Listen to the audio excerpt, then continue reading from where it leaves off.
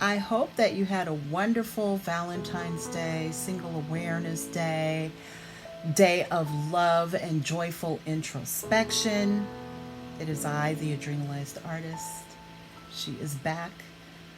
I only posted a video the other day of my daily planning, kind of plan with me type video for this beautiful week, Valentine's week.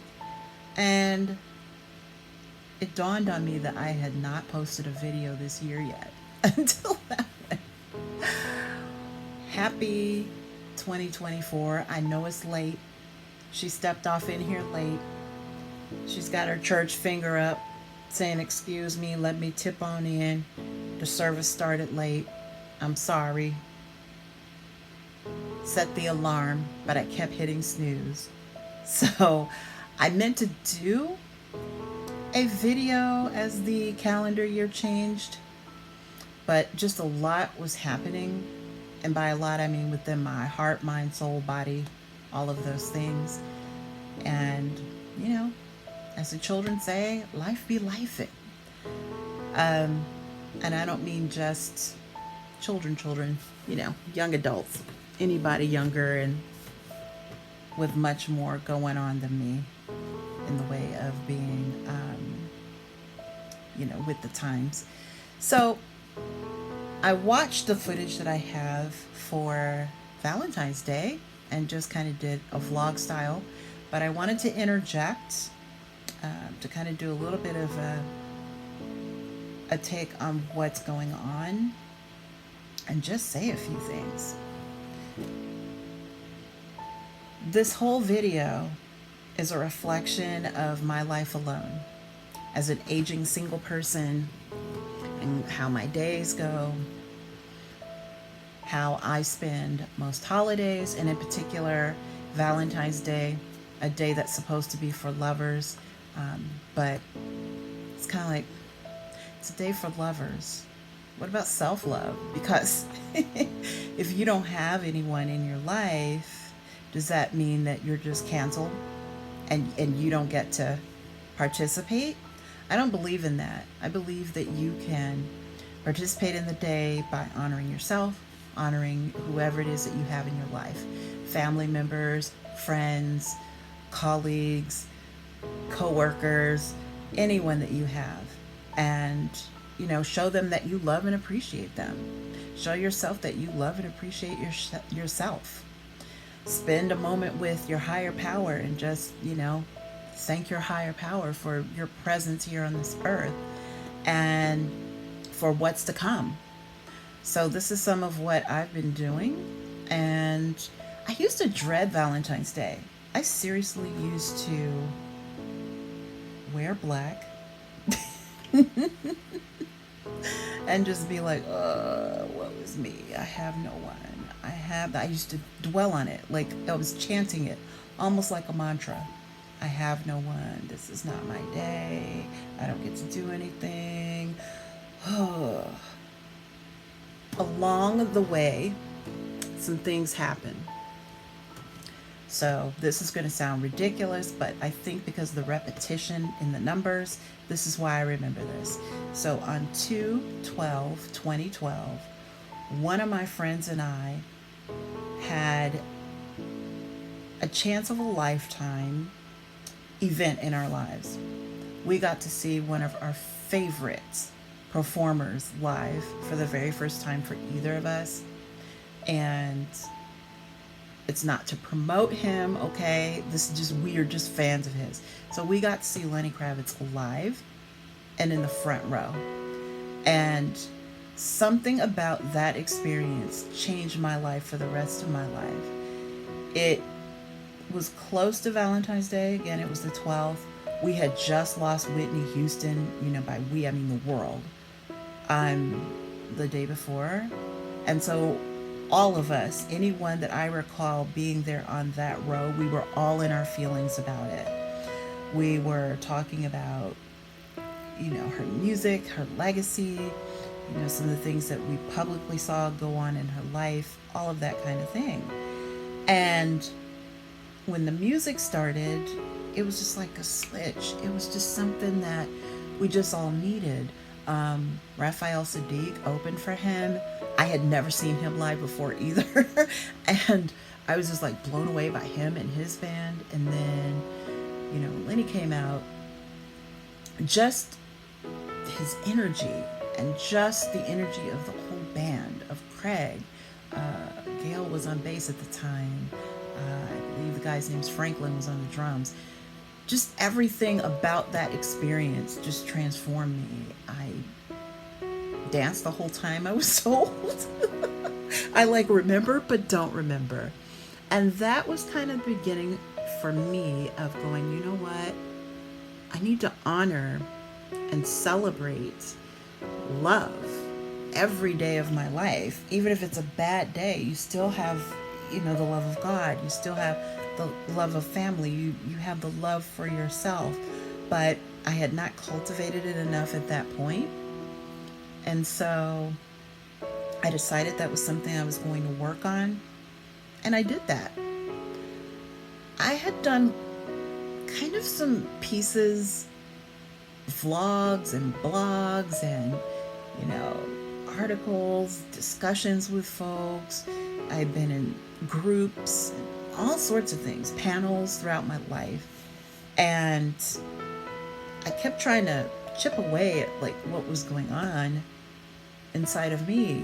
But once I had that night, I was like, you know what? I'm just going to start focusing on what makes me happy, focusing on how I can elevate myself. And if I ever find the one, then I will be in a much better state of mind. I began to think in terms of not settling. And I am relentless now about being my authentic self as much as possible.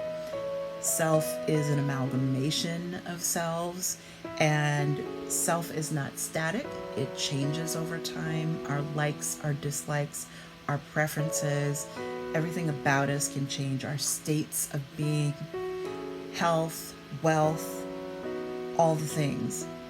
So that was one thing that I learned to deal with as well and learned to honor.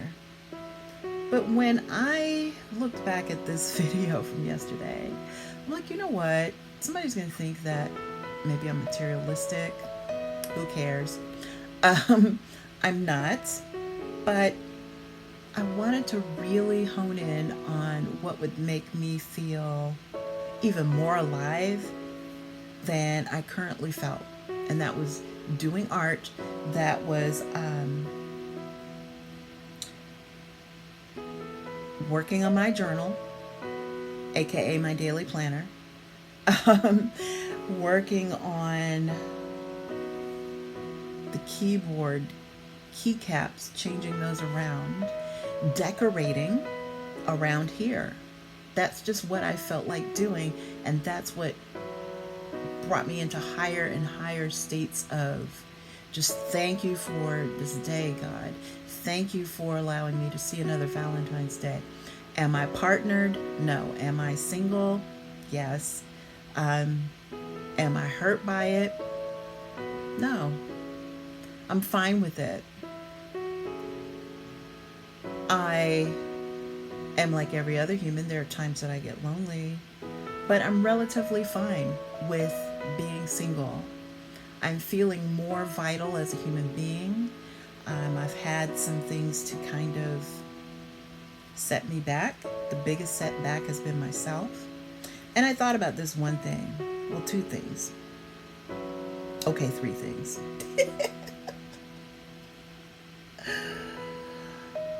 It felt good the past few weeks to have my needs taken care of and at least some of my wants. It felt wonderful to be in that state of not panicking.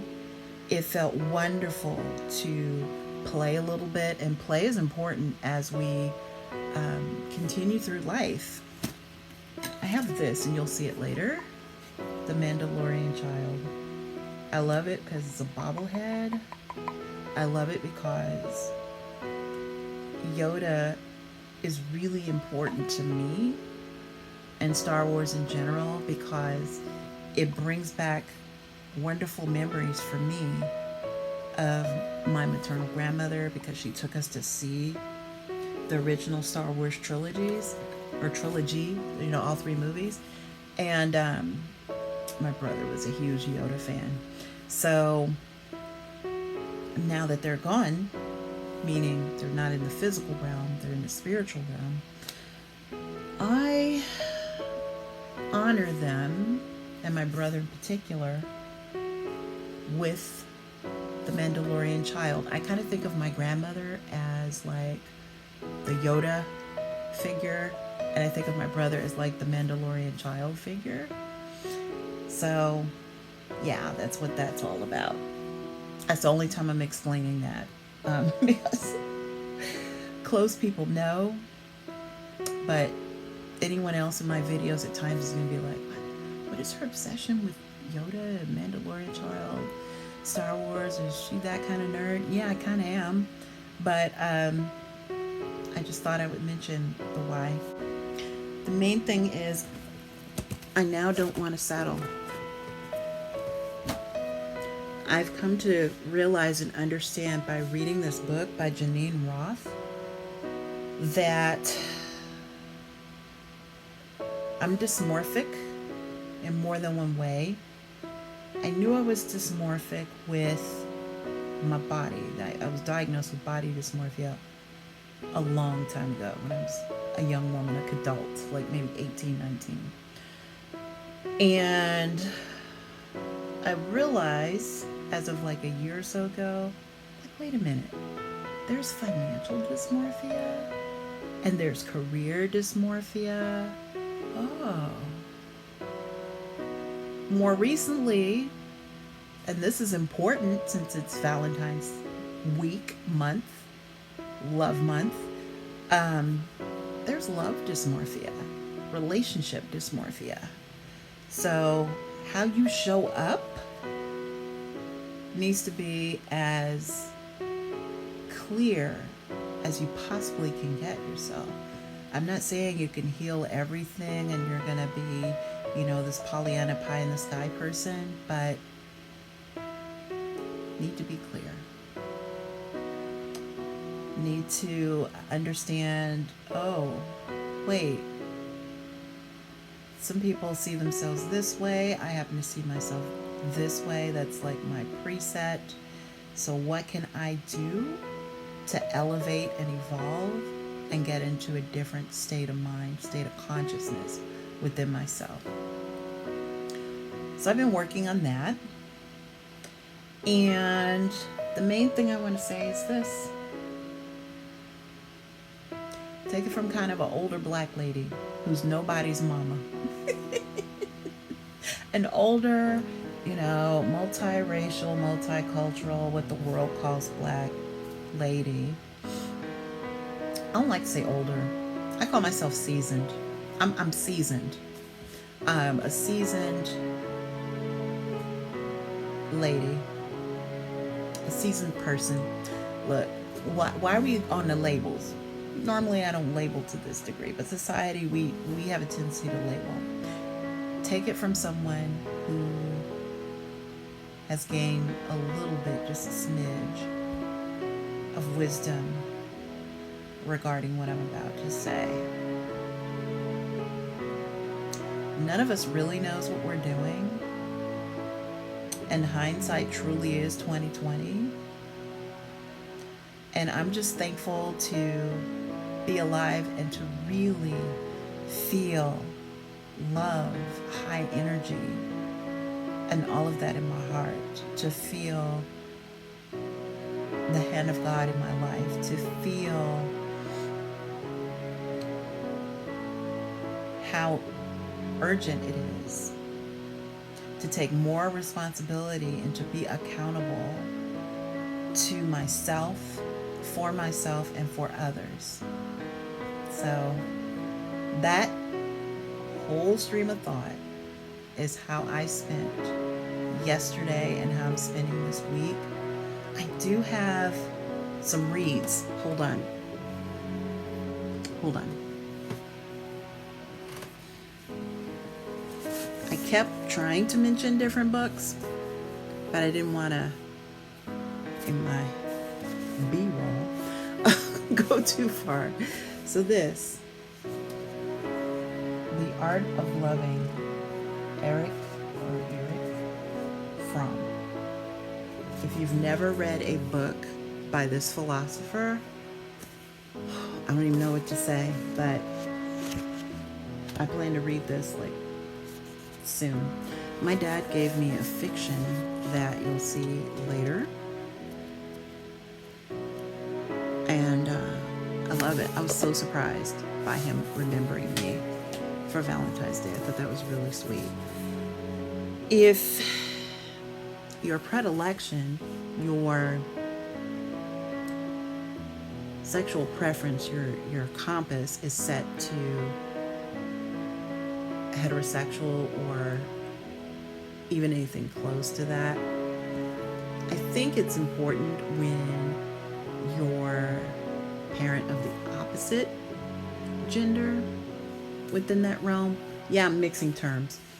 I love to study sexology, but old habits die hard. Old traditions and ways of how we were taught die hard. So I don't mean to offend anyone. I think it's important for girls, women, anyone who identifies themselves as female to have the love, respect, and appreciation of their dads. So, that opened me up and made me feel a little something yesterday, because I don't know, my dad's a quiet person and he doesn't wear his feelings on his sleeve. So I was just like, oh wow, well, thanks. Yeah, so I'm rambling. And then Oprah Winfrey, The Life You Want. I love these journals that she has, and they're like, I'll open this up a little. They're kind of like this. So these are the kinds of things that I got for myself for Valentine's, because I'm very willing to do the work. Wait, I'm not. There are pictures in here. There are quotes. There's all kinds of lines and activities to do in here, and I love stuff like that. I mean, I've been studying myself forever and a day now, and that never ends. Let's see what else I got. Spent yesterday writing in my journal. You guys don't want to see what's in there. The Essentials of Rumi. Yes. And then Seduction. So these are my reads for February, probably into March, maybe even early April. If you want to see me discuss any of them on this channel, let me know. I would love to do that, because I used to do a few book reviews and I stopped doing them and started concentrating more on art. The final thing I'm going to say is this: don't let this time period be the only time period that you celebrate and honor love in your life, and that you take a moment to appreciate yourself and do some things that bring you joy, and spend time with others who bring you joy and give to them in that way. Don't let things, material things, rob you of your personal integrity and your relationships. I began to think, what am I replacing people with? Because I'm still just inside a lot. And by that, I mean in the past 4 years of all the happenings, I am not like really circulating too much. I've been sick twice. I mean, when I mean sick to the point that I thought I could die. Twice in the last 4 years. And I'm not psychologically where I want to just keep risking that. It's something I have to work on. Have I become agoraphobic? Maybe. But I'll say this. No one is promised, not only tomorrow, but even a moment from now. So you want to celebrate life. You want to celebrate love. You want to let people know you love them. And it's not what you say, it's what you do. So, again, do unto others as you'd have them do unto you. Spend time with the people you love. It's just not promised. It's just not. Spend some time too with the person that you are with all the time and the person that you should love.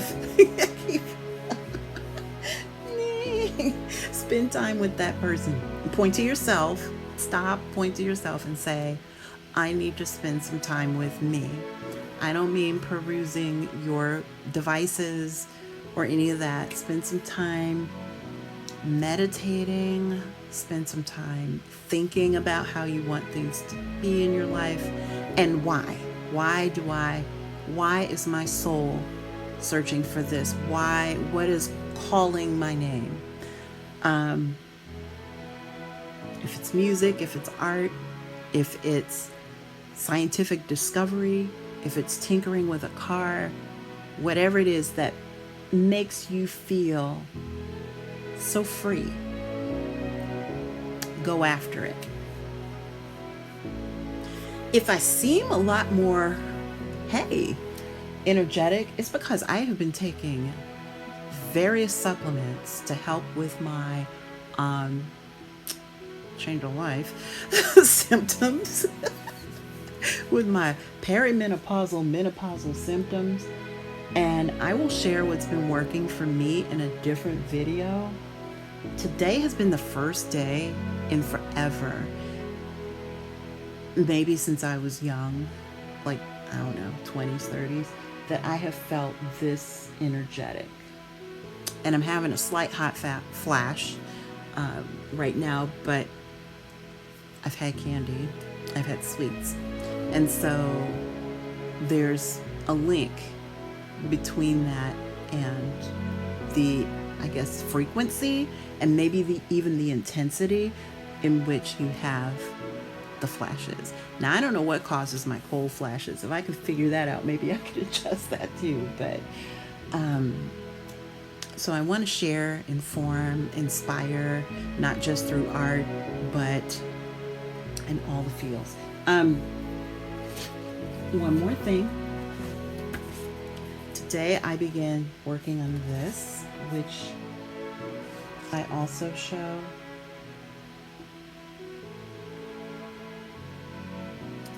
I am loving the surrealism and the Dada that I have been exploring more.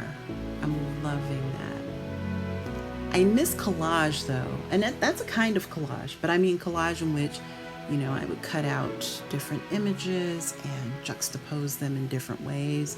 I'm thinking about doing that maybe with stuff that I draw, or I might do what I used to do and do the magazine thing. I don't know, we'll see. And I'm missing fiber arts. I'm missing knitting and crocheting more. I'm missing cross stitch. I'm missing my guitar too, like desperately, but that's a whole other topic in and of itself. I'm rambling, I'm talking. I have so much more video for you guys to see that you would have watched in between my ramblings. Thank you so much for your love and your support.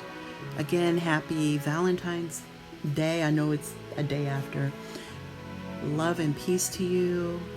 And I got some more videos I'm cranking out. Like, I literally have to like prepare them, and just the keycap thing, let me tell you, I don't know which generation is in this more or into this more. It might be Gen Z, could be Y. Who knows? I'm sure it's probably some boomers out there that do this, and even older. I love changing keycaps. I'm addicted. Like, what the world? Who knew? Who knew that I would love updating keycaps on my mechanical keyboards?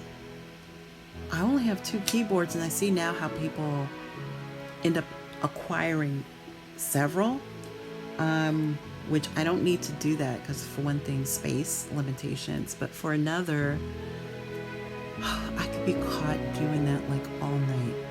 All night. I love it's something about using my hands in that way that I go into this meditative state in which it's not that I'm unconscious. The only thing that's really close to the state I get into with that is the creativity, the performing arts, and the creative arts, which maybe keycap changing is a creative art. But oh my God, like I just get so sucked in. I've only changed the caps on 2 keyboards, like large full keyboards, and then a smaller mechanical keyboard that's like a 21 key. That's it. So 3 keyboards I've changed keys on. I love it. I'm addicted. Pray for me. If having an addiction like this one is good for you, then I guess I'm okay. But here's another thing too, and then I'm gonna let you go. This is about love too. So back to Janine Roth. Janine Roth made me realize in her book, and here's the thing, so I bought the hard copy version of her book and I had to throw it in the trash because, and she has more than one book, so I don't want to make it, it's this book that I read of hers, I will put the title in, it's not readily coming to me, and I mean I just finished it like a week and a half ago, so I don't know why it's not coming to my brain right now, but I had to throw away the hard copy version of her book because there was some kind of smell in there that was killing my allergies and was bringing on an asthma attack. I tried using baking soda between the pages and on the cover and putting it in a bag and all these things that I read online to absorb the smell. It did not work. And I did not want to mail that book back because, you know, you incur extra expenses. So I tossed it. I had not spent much for it. I think it was like $9 or $10, but still, it's like throwing money away, right? So that happened. And so then I downloaded a version of this book. Well, I didn't download it. I got it on Kindle. That's the download I did. Purchased it on, you know, through the proper channels and read it on Kindle, and my mind was blown. She had so much wisdom in that book. Different things were just eye-opening for me.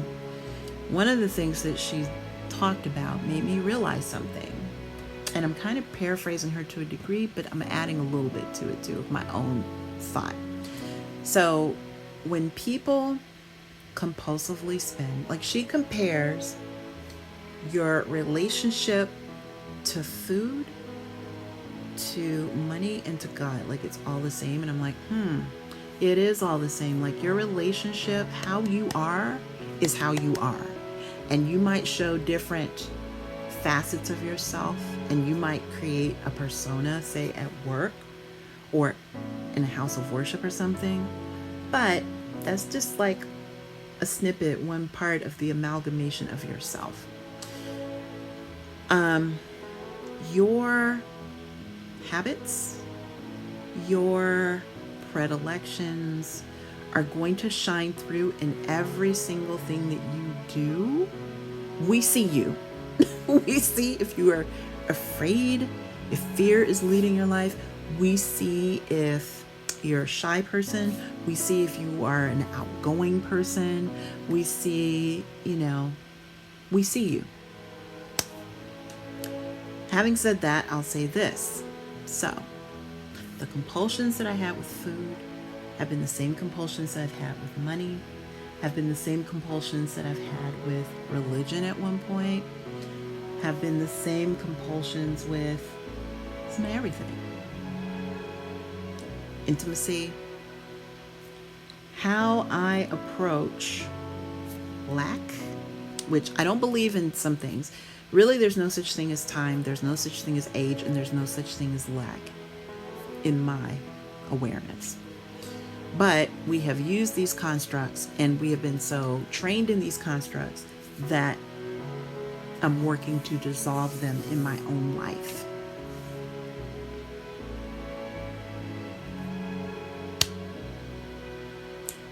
Having said that, I'm going to say this. Just like there really is no clean plate club, there's no one really who's going to punish you as a functional adult for not cleaning your plate. If you can't eat all your food, you don't need to be gluttonous and eat to the point that your insides hurt and you feel pain. In the same way, you don't need to spend all your money from your wallet, from your purse, from your MERS, from your man purse, from your bank account, from your credit cards, from your IRA, 401k, whatever it is you have.